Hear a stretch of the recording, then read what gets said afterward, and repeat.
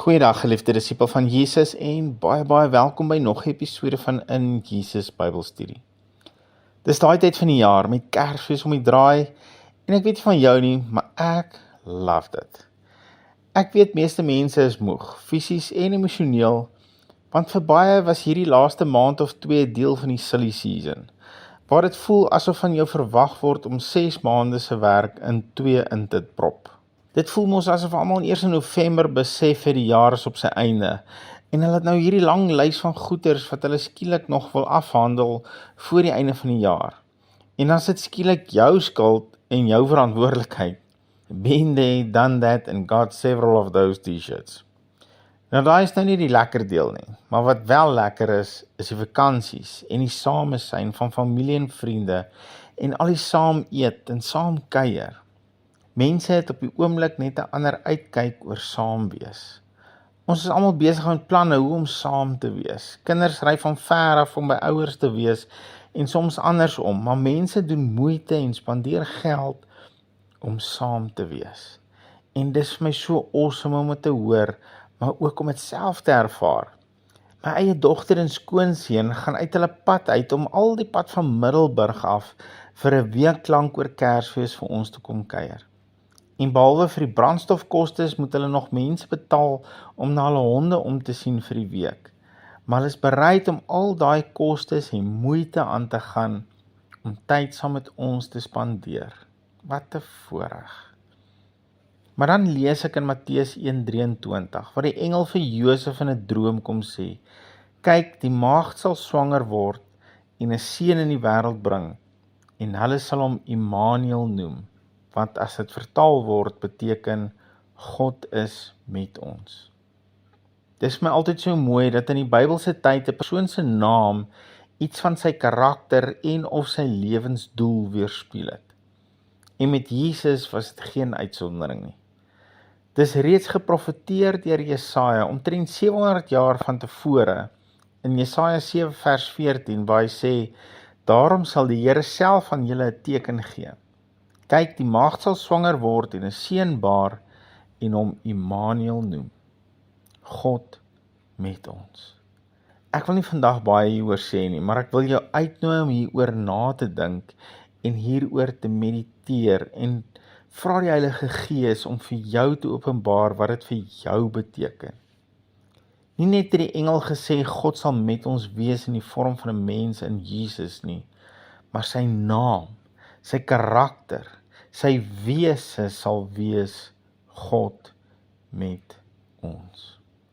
Hy het teen groot koste aan sy kant homself leeggemaak van sy gelykheid aan God, volgens Filippense 2, en die gestalte van 'n mens aangeneem, sodat hy in elke opsig en in elke detail God met ons kan wees. Dink daaraan dat in hierdie tyd vier ons die karakter van God, gemanifesteer in Jesus, dat hy met ons wil wees. Daar kan geen duideliker bewys hiervan wees nie. Dis soveel meer as my dogter wat haar huis en haar troeteldiere vir 'n rukkie los om tyd saam met ons te kom spandeer. Filippense 2 vers 6 sê in die Nuwe Lewende Vertaling, alhoewel hy self God was, het hy nie vasgeklou aan die goddelikheid wat hom toekom nie, maar hy het dit prysgegee. Hy het sy goddelike gestalte prysgegee om met ons te kan wees. Jy weet, hierdie verstom my elke keer as ek daaraan dink. Hy's God. Hy kon kies om as die 30-jarige Jesus te verskyn, maar hy het nie. Hy het gekies.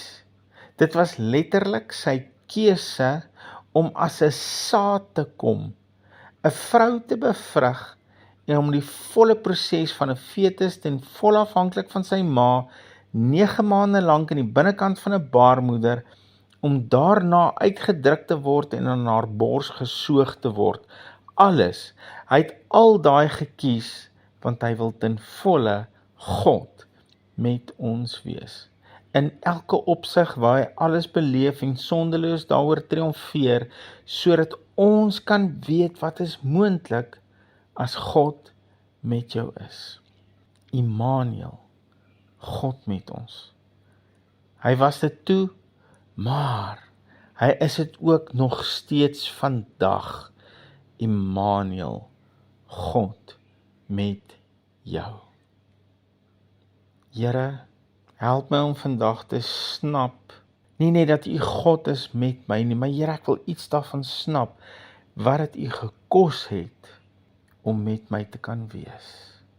Ek weet vir 'n feit dat my begrip van wat het U gekos het, om U goddelikheid prys te gee, om aan my gelyk te word, sodat U kan ten volle wees, God met my. Ek weet my begrip daarvan is te klein. Help my met 'n groter kapasiteit om die omvang hiervan te kan begryp. Maar dat ek ook in dieselfde tyd nooit sal vergeet nie, U is altyd Immanuel, altyd met my. Dankie Here, wat 'n voorreg, ons eer U. U is beyond ons comprehension. Maar dankie vir U woord, wat dit vir ons kom leer en vir ons kom duidelik maak. Dankie dat U ons eerste lief gehad het op so 'n fenominale manier. Amen. Geliefde van Jesus, hou jou oog op hierdie Immanuel en weet vandag, hy's met jou. Shalom.